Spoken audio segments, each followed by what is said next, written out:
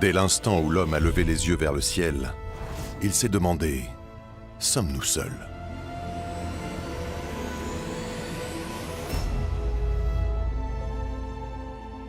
Nombre de récits fantastiques, de prophéties ancestrales, de prédictions mystérieuses et autres signalements ont attisé notre curiosité. Mais depuis quelques années, les témoignages se multiplient. Le gouvernement est-il entré en contact avec des extraterrestres? Je ne peux pas en parler publiquement. Toujours plus concret Nous avons prélevé des échantillons biologiques. et plus spectaculaire que jamais. À partir de novembre 1989 et pendant 2 ans, les signalements d'OVNI se multiplient en Belgique, observés par des centaines de témoins fiables. Malgré les réponses apportées à la suite de nombreuses enquêtes, on ne connaît toujours pas la vérité. Quel qu'il soit, l'OVNI est revenu plusieurs fois. Jugez-vous les ovnis dangereux pour la nation? Oui. Oui. Oui. Que nous cache-t-on? Notre équipe d'experts va se replonger dans les dossiers. Elle examinera les données collectées et fera appel à des méthodes scientifiques afin de révéler la vérité.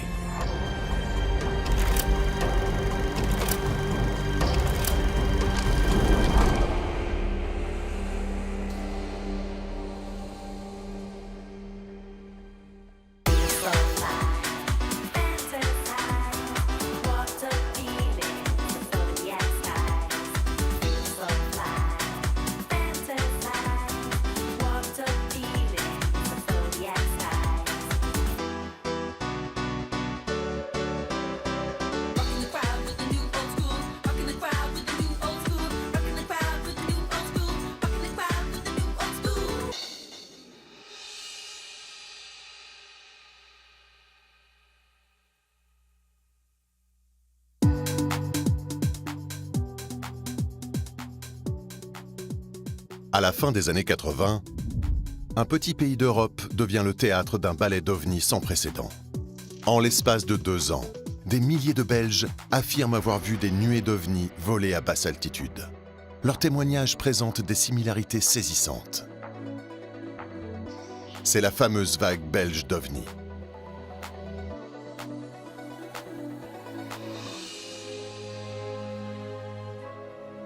Nichée au nord-ouest de l'Europe, entre les Pays-Bas, l'Allemagne et le Luxembourg, la Belgique compte 10 millions d'habitants en 1989. Le 29 novembre 1989, le ballet commence dans la banlieue de la ville d'Eupen, à l'est du pays. C'est la fin de l'année et il fait nuit noire.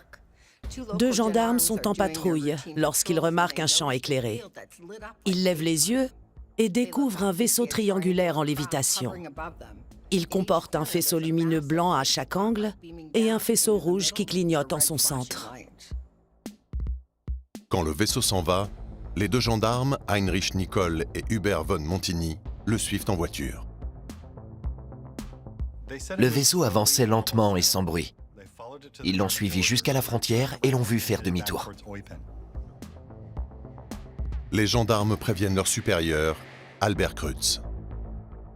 Il leur a demandé s'ils avaient vu le Père Noël. Il ne les a pas pris au sérieux. Mais les 2 gendarmes continuent leur poursuite. L'OVNI s'immobilise au-dessus du lac de la Gilep. Ils se sont garés sur une colline et l'ont observé. Une sphère orange qui clignote est sortie du vaisseau, entourée de 2 faisceaux rouges. Les gendarmes observent le vaisseau faire le tour de la ville. Pendant ce temps, Albert Kreutz contacte l'aéroport. Sans résultat. Les radars de l'aéroport n'ont rien décelé d'anormal. Puis un second ovni est sorti du bois. Les gendarmes suivent l'OVNI depuis 1h30. Le second ovni se serait penché. Les témoins disent avoir vu un dôme et des vitres éclairées. Très vite, le vaisseau disparaît. Aussi incroyable cet incident puisse-t-il paraître, ce n'est que le premier d'une longue liste. Depuis la fenêtre de la caserne, Albert Kreutz aperçoit le vaisseau léviter à 100 mètres de lui pendant quelques secondes. C'est tout ce qu'il fallait pour le faire changer d'avis.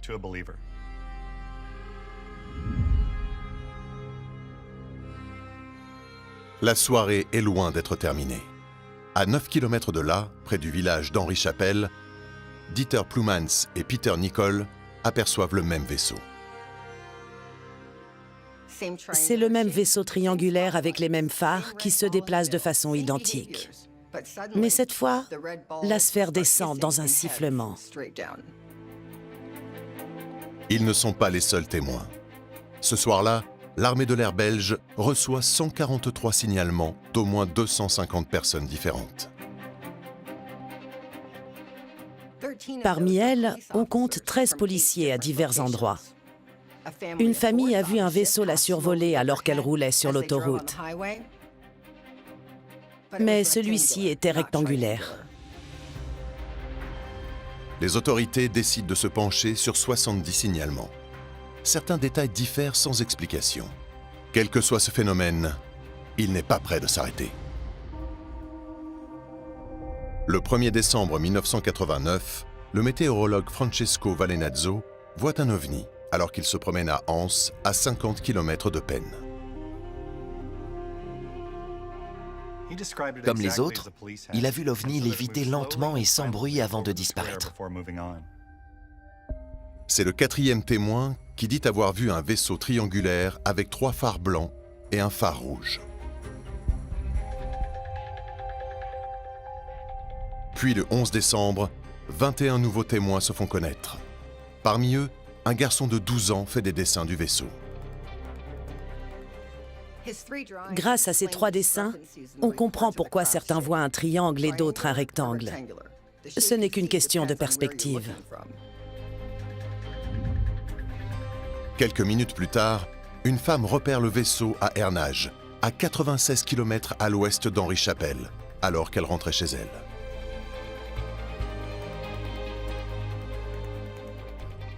Toujours le même soir, à 18h45, le colonel André Hamon est à bord de son véhicule avec son épouse lorsqu'ils aperçoivent les mêmes faisceaux blancs et la sphère lumineuse. Ils sont sortis de la voiture et le vaisseau s'est tourné vers eux sans faire le moindre bruit avant de braquer un faisceau sur eux. Le vaisseau tourne brusquement avant de filer à toute vitesse. Ils ont vu la base du vaisseau et en ont fait la même description que les autres. Le colonel Hamon décide de rédiger un rapport. Pour lui, c'était un objet volant non identifié. Pendant 2 semaines, de nouveaux signalements émergent. La presse pose des questions et le général De Brouwer, chef des opérations de l'armée de l'air belge, y répond. D'après lui, les radars n'ont rien détecté d'anormal et le phénomène est pris très au sérieux. Selon son rapport, le vaisseau aperçu le 29 novembre ne ressemble à aucun avion connu. Il ne s'agirait pas non plus d'un avion furtif. L'armée de l'air autorise les décollages d'urgence d'avions de chasse à condition de prévenir la police et d'avoir un signal radar. Pour lui, les preuves ne sont pas assez solides. La plupart des observations d'OVNI ne sont jamais signalées à la police. De plus, si le vaisseau se déplace lentement, il devient indétectable. Visiblement, il voulait éviter l'intervention des avions de chasse. Le général De Brouwer fait une autre révélation. L'armée de l'air assiste la Société belge d'études des phénomènes spatiaux dans son enquête au cas où l'engin se révèle être un avion espion américain ou soviétique. Mais après ces signalements en série, le ciel reste vide pendant des mois. D'autres témoignages suivront, plus spectaculaires que les précédents.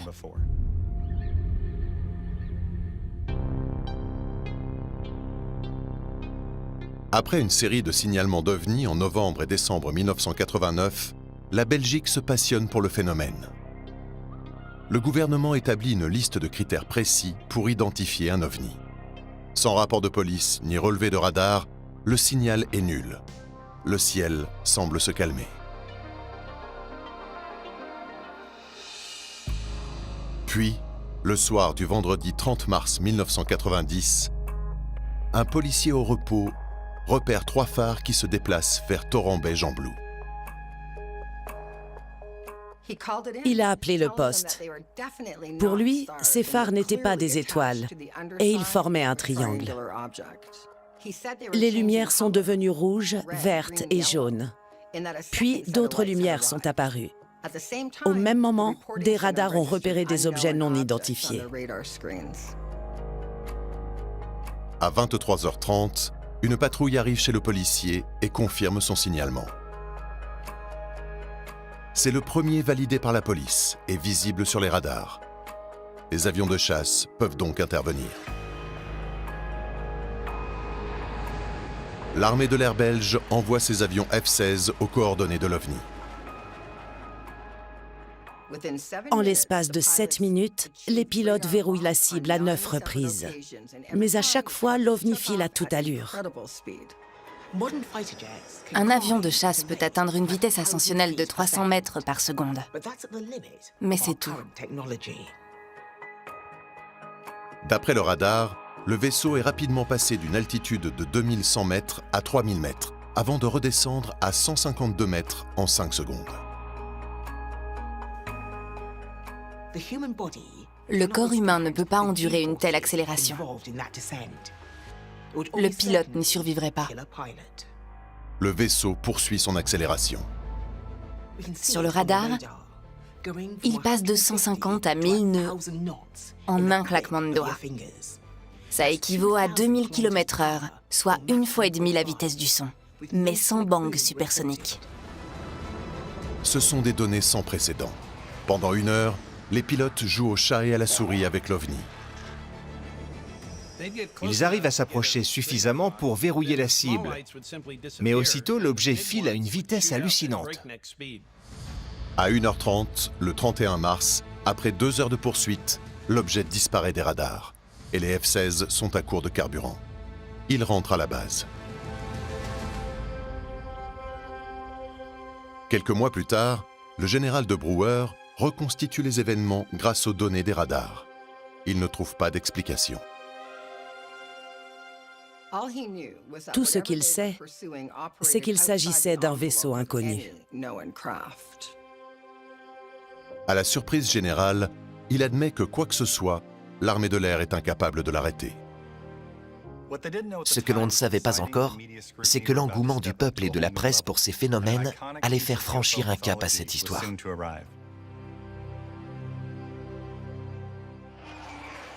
Après la filature engagée par les F-16 à la fin du mois de mars, les signalements d'OVNI reprennent en Belgique. Le 4 avril, un habitant parvient à photographier le vaisseau.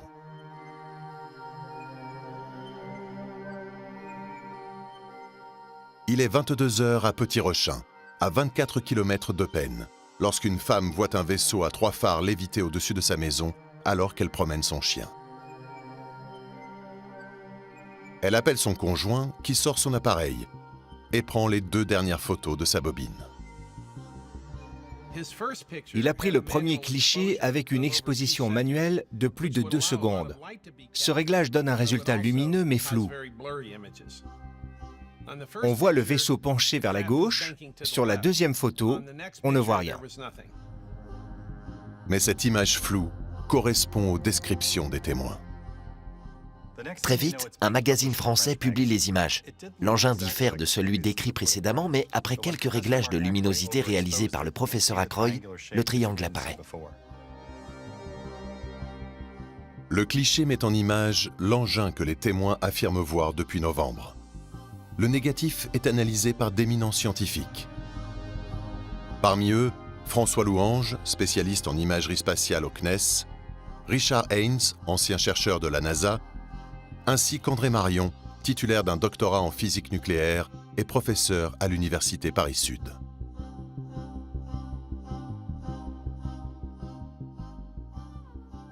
Ils n'ont décelé aucun signe de trucage. Ils tirent de nombreuses conclusions. Ils ont conclu que la rotation des phares ne suivait pas un point central, que le phare du milieu était différent des autres et qu'ils étaient tous placés de façon symétrique. Plus tard, en 2002, le professeur Marion analyse de nouveau la photo avec du matériel plus perfectionné. Il fait une découverte surprenante. Il dit que le vaisseau est entouré d'un halo. D'après lui, la lumière serait attirée par le vaisseau, comme de la limaille de fer serait attirée par un aimant. Cela ouvre la voie à une nouvelle théorie. Le professeur Meessen du département de physique de l'université de Louvain émet l'hypothèse d'une propulsion magnétoplasmadynamique qui correspondrait au récit des témoins. Les pièces du puzzle semblent s'imbriquer. La photo vient confirmer de nombreux témoignages. Elle fait vite le tour du monde. Pendant ce temps, en Belgique, les signalements se multiplient. Le 22 avril 1990, on n'en enregistre pas moins de 7. Mais c'est à Bazecle, près de Bruxelles, que l'on recueille les témoignages les plus frappants. 2 ouvriers se tenaient dans la cour de l'usine peu avant minuit lorsqu'ils ont vu un engin en forme de trapèze voler au-dessus d'eux. De nouveau, il avance lentement, en silence, et éclairait le sol avec ses faisceaux lumineux. Cette vague d'ovnis semble ne jamais prendre fin. Les signalements ne cessent d'affluer, toujours plus nombreux et plus précis. Le 26 juillet de la même année, un couple qui souhaite rester anonyme dit avoir interagi avec le vaisseau. Ça s'est passé à Grasse-Sologne, à 55 km d'Eupen, vers 22h30. Ils ont dit que le vaisseau faisait environ 12 mètres de profondeur et avait une bande blanche lumineuse de chaque côté. Ils affirment avoir vu les phares avec précision. Les phares ne touchaient pas le vaisseau, mais étaient reliés entre eux par un dispositif. Alors qu'ils continuent de rouler vers Serein, ils décident de lui faire un appel de phare. Ils ont fait 2 appels de phare. Le vaisseau s'est retourné et en a fait 3 en retour. Si l'histoire est vraie, ce couple sans histoire du fin fond de la Belgique ferait partie des premiers à avoir communiqué avec des extraterrestres. Le vaisseau s'est approché à une centaine de mètres de la voiture et l'a suivi le long de la route vallonnée.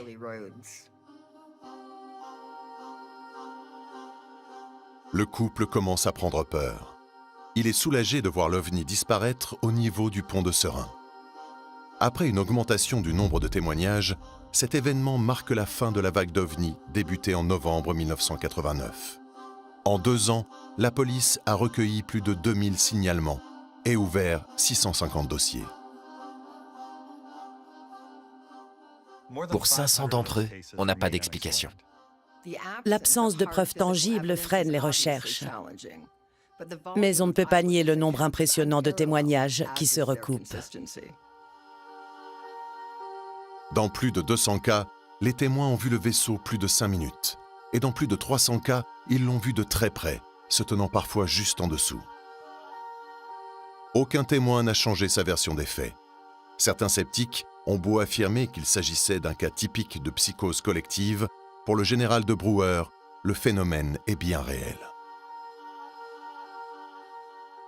La vague d'OVNI sans précédent qui déferle sur la Belgique au début des années 90 reste inexpliquée. Les versions des témoins concordent. L'un d'entre eux a même pris le vaisseau en photo.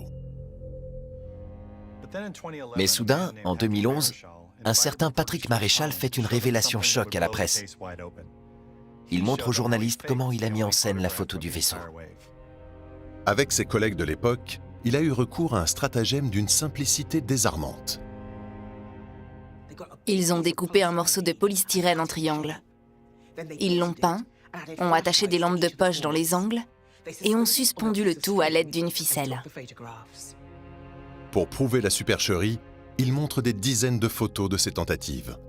La farce est d'autant plus embarrassante pour les chercheurs qui ont authentifié la photo, vu les moyens rudimentaires utilisés.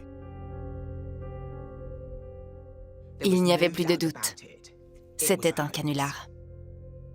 L'histoire faisait les gros titres à l'époque. Pendant 20 ans, ils ont dupé le monde. Les données des radars des F-16 qui ont poursuivi les ovnis en mars 1990 ont elles aussi une autre explication. L'officier Gilmar de l'école royale militaire et le major Salmon de l'Electronic Warfare Center passent en revue les données et en déduisent que certaines cibles étaient en fait ce que l'on appelle des anges radars. Ces anges, ou écomirages, sont dus à la réfraction de l'air que l'on appelle aussi diffusion de Bragg. Le radar détecte un objet là où il n'y en a pas. La théorie tient la route. À 4 reprises, les cibles sont descendues rapidement, parfois même à une altitude négative, ce qui veut dire qu'elles étaient sous terre. Il s'agissait certainement d'une réflexion en miroir de l'imagerie du sol. Mais cela n'explique pas tout. Mycène est formelle. L'une des données n'a pas d'explication logique. Les conditions atmosphériques avaient beau être particulières, le radar était en parfait état de marche. Cette théorie n'explique pas les récits des nombreux témoins, y compris des policiers et du général de Brouwer qui maintiennent leur version des faits. Ce dernier reste convaincu qu'il ne s'agit pas d'une erreur de radar, mais bien de l'apparition d'ovnis, la mieux documentée de tous les temps. Comme toujours, le contexte joue un rôle essentiel. Tout se passe à une période de grand changement social, avec la fin de la guerre froide et l'effondrement du mur de Berlin. Une partie de l'Europe vit une révolution. Tout devient possible. Un événement célèbre pourrait être à l'origine de ces signalements. Plusieurs New-Yorkais affirment avoir vu un vaisseau sombre en forme de V survoler la vallée de l'Hudson. À la suite de cette histoire, on a cru que les ovnis étaient noirs et triangulaires. Alors comment expliquer que plusieurs témoins fiables observent les mêmes lumières, au même moment, mais à différents endroits, sans qu'il n'y ait d'explication officielle? Il y a peut-être eu une intervention de l'homme, comme une projection optique. Par exemple, si l'on éclaire des particules d'aérosol avec des lasers, elles brillent et peuvent donner l'illusion de se déplacer à très grande vitesse. La lumière n'ayant ni inertie ni masse, on peut la déplacer à n'importe quelle vitesse. Ces lumières sont invisibles sur les radars. Les relevés des radars sont irréguliers et ne détectent pas toujours les ovnis. S'agissait-il d'échos, de propagation anormale? On ne le sait pas. Il peut aussi s'agir d'interférences. En tout cas, l'objet reflète peu l'énergie du radar.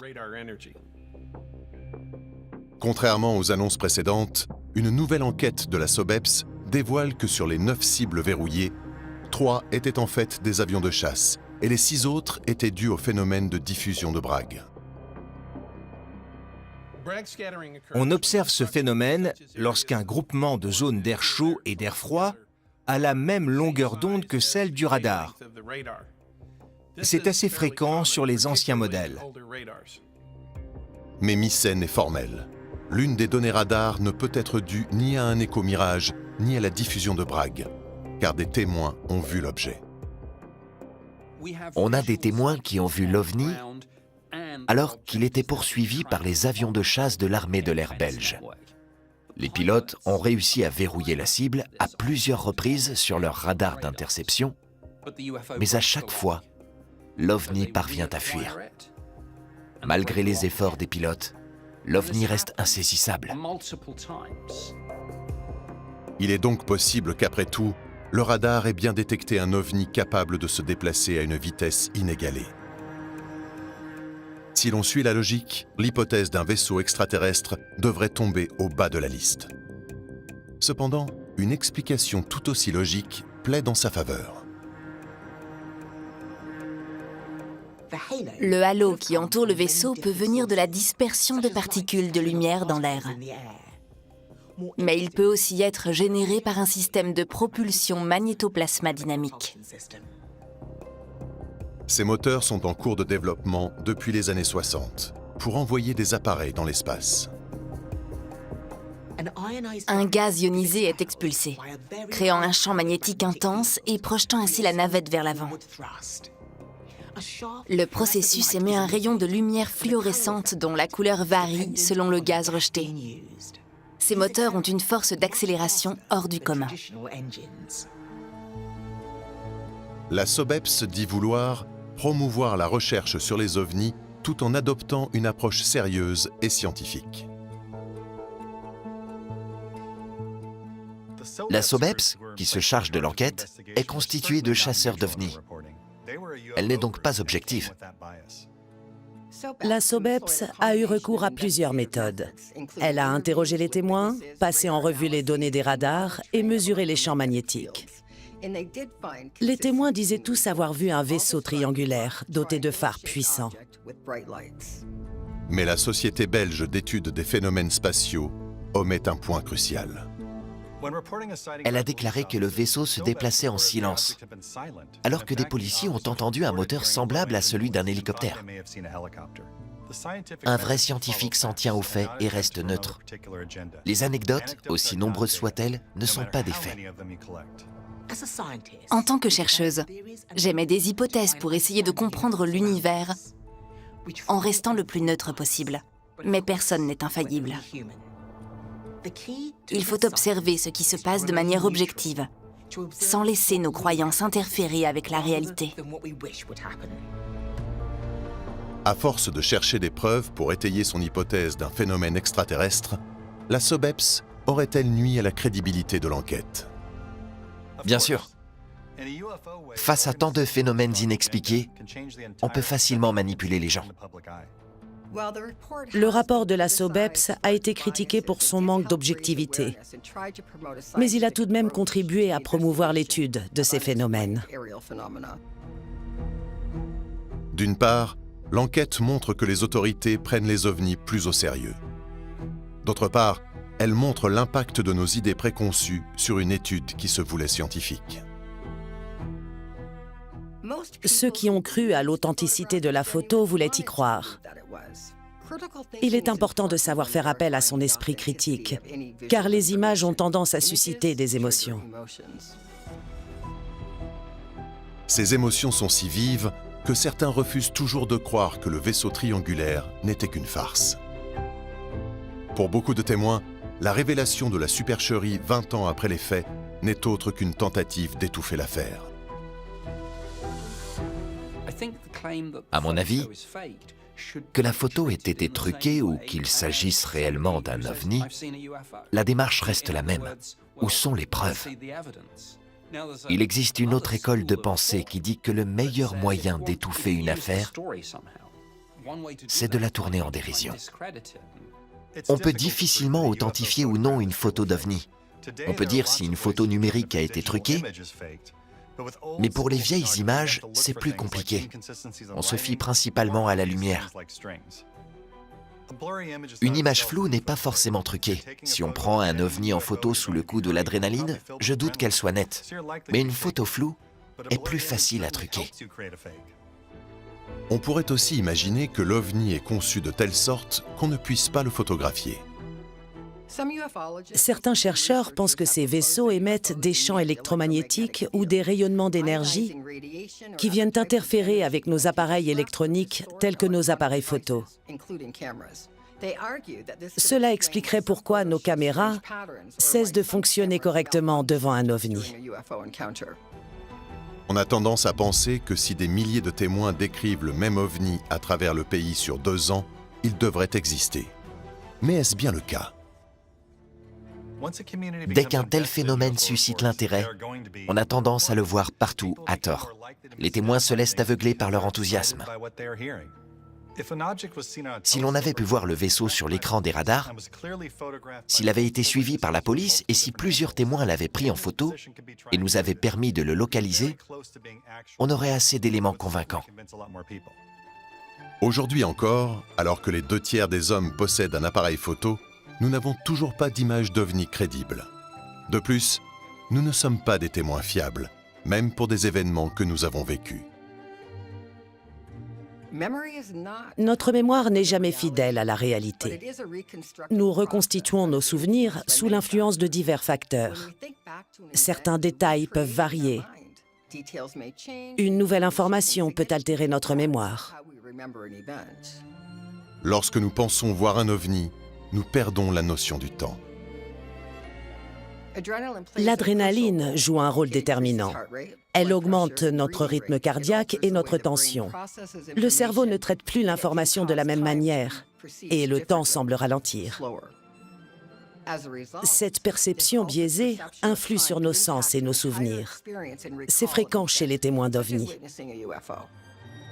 Richard Doty, ancien agent du bureau d'enquête spéciale de l'US Air Force, a interrogé de nombreux témoins. Si l'on interroge un témoin peu de temps après l'incident, il a un souvenir très précis et détaillé de ce qu'il a vu. Mais si l'on attend une semaine, un mois ou un an, il aura tendance à exagérer son récit en se basant sur des informations qu'il a entendues.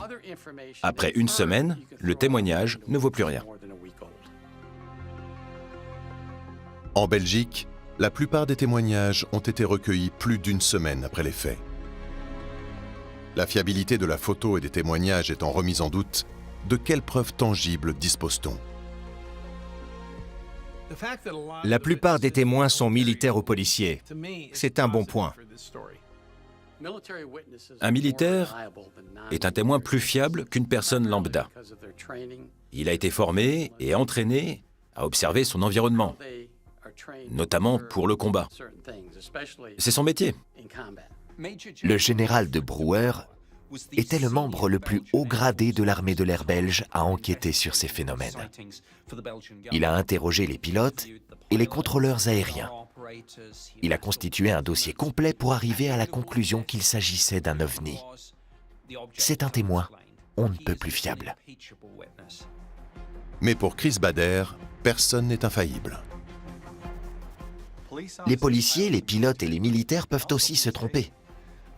D'ailleurs, ils sont plus susceptibles d'y croire malgré le manque de preuves. La nature de l'objet fait débat, mais une chose est sûre, il y a bien eu quelque chose dans le ciel de la Belgique en 89 et 90. S'il ne s'agissait pas d'un vaisseau extraterrestre, alors qu'est-ce que c'était? L'ensemble des témoins s'accordent sur un point. Ils ont vu un faisceau lumineux relier la Terre au ciel. Il pourrait s'agir de projecteurs ou de gyrophares, comme il pourrait s'agir d'un moteur ionique. Nous avons la technologie nécessaire sur Terre.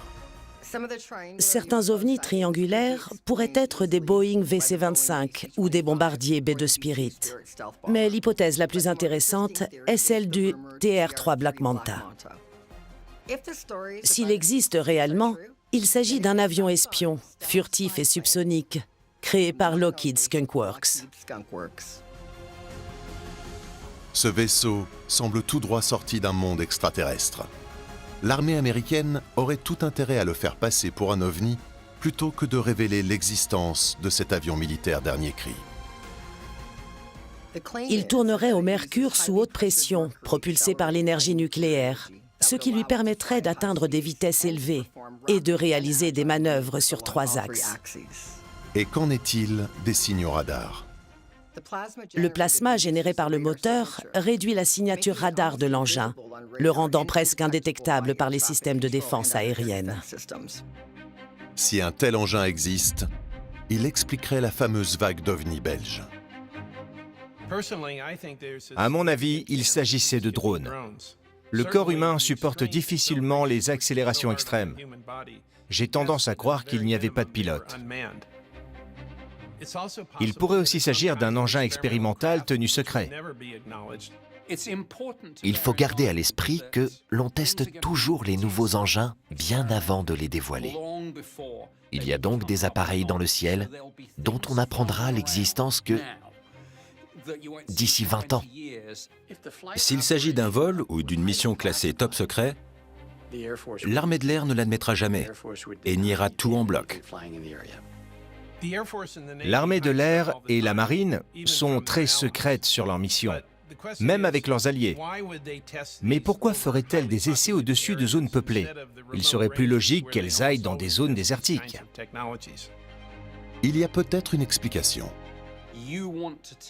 Si vous voulez tester votre nouvel avion pour voir s'il est performant et capable de passer inaperçu sur les radars de l'OTAN, il vous suffit d'effectuer un vol en conditions réelles, sans prévenir personne.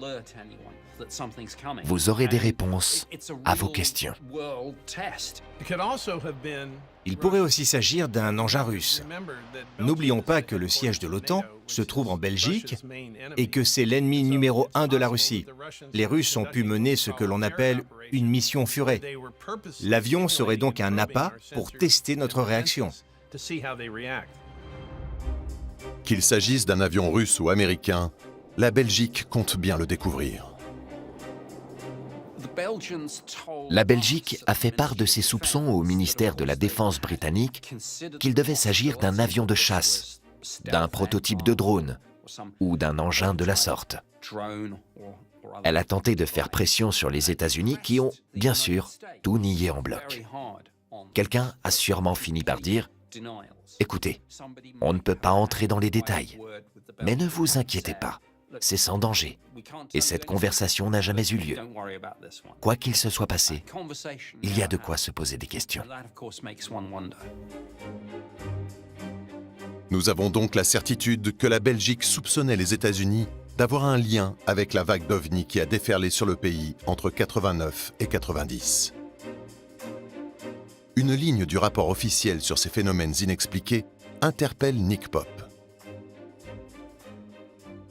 Ils ont dit « Quoi que ce soit, par chance, ces intentions n'étaient pas hostiles, parce que nous n'aurions rien pu faire. »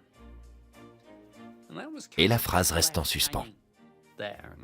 Ce qui me frappe et qui me glace le sang, c'est qu'en ces quelques mots, l'armée de l'air belge admet sans détour qu'il peut tout à fait s'agir d'un vaisseau extraterrestre. Mais s'il s'agissait bel et bien d'un essai militaire, alors ce n'était ni le premier, ni le dernier. Cette vague d'OVNI n'est pas la seule répertoriée. Au début des années 80, de nombreuses personnes ont affirmé avoir vu le même genre de vaisseau. En mars 97, des milliers d'habitants du Nevada et de l'Arizona ont vu des vaisseaux en forme de V voler vers le sud-est. On les appelle les lumières de Phénix. Un phénomène similaire à celui observé en Belgique, mais moins médiatisé, se produit au Royaume-Uni. En 1993, des vaisseaux triangulaires ont été aperçus près des bases militaires de Cosford et de Shawbury. À Cosford, une patrouille de l'armée de l'air a vu un grand vaisseau triangulaire dans le ciel. À Shawbury, cette fois, c'est un météorologiste qui dit l'avoir vu. D'après lui, sa taille se situait plus ou moins entre celle d'un Lockheed C-130 et d'un Boeing 747. Et il a vu un faisceau de lumière balayer le sol d'avant en arrière, comme s'il cherchait quelque chose. La ressemblance entre les témoignages est troublante. Pour Richard Doty, de nouvelles preuves semblent incriminer l'US Air Force. En 1982, lorsque des ovnis ont été repérés dans la vallée de l'Hudson, l'armée de l'air américaine comptait plusieurs bases dans l'État de New York. Il y avait la base de Griffith et la base de Plattsburgh, qui abritaient chacune des armes nucléaires et des bombardiers nucléaires. C'était l'endroit idéal pour dissimuler des avions expérimentaux de l'armée.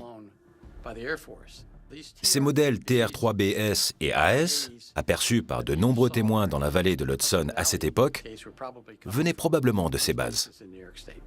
Pour Richard Doty, ce serait l'explication derrière les lumières de Phénix de 1997.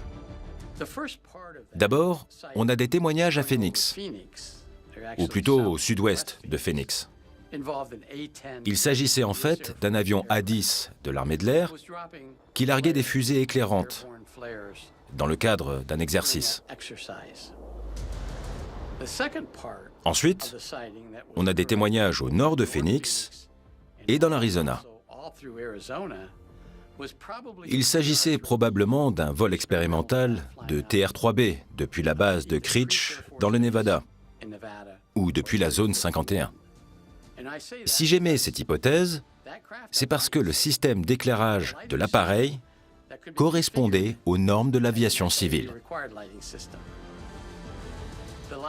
L'éclairage des engins observés dans le ciel de la Belgique, dans la vallée de l'Hudson et au-dessus de Phoenix correspond aux normes de l'aviation civile. Les aliens n'ont que faire de ces réglementations. Notre enquête sur la vague d'OVNI qui a déferlé sur la Belgique au début des années 90 touche à sa fin.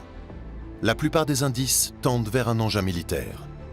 Une série de témoignages sous serment ont révélé que ce genre d'incident est plus fréquent qu'on ne le croit. Mais le mystère belge est-il vraiment résolu? On a trouvé des explications rationnelles à une grande partie des phénomènes observés en Belgique. Mais on ne peut pas exclure la possibilité d'une intervention extraterrestre. Je ne crois pas que le vaisseau observé en Belgique était un ovni. Pour moi, il s'agissait d'un avion expérimental de l'armée de l'air américaine. On a le système d'éclairage ainsi que des informations confidentielles pour le prouver. On ne saura jamais vraiment ce que c'était, mais on est sûr que certains de ces phénomènes ont été provoqués par l'homme. Il est possible que ces phénomènes aient été orchestrés par l'homme. Mais, à mon sens, c'est peu probable. Le projet aurait dû être financé par un gouvernement et on ne fait pas des tests d'une telle envergure n'importe où. Il faut des terrains dédiés à l'abri des regards. De plus, ça s'est passé il y a longtemps. Pourtant, on n'a toujours pas vu de nouvel avion de ce type dans le ciel. Ça ne colle pas.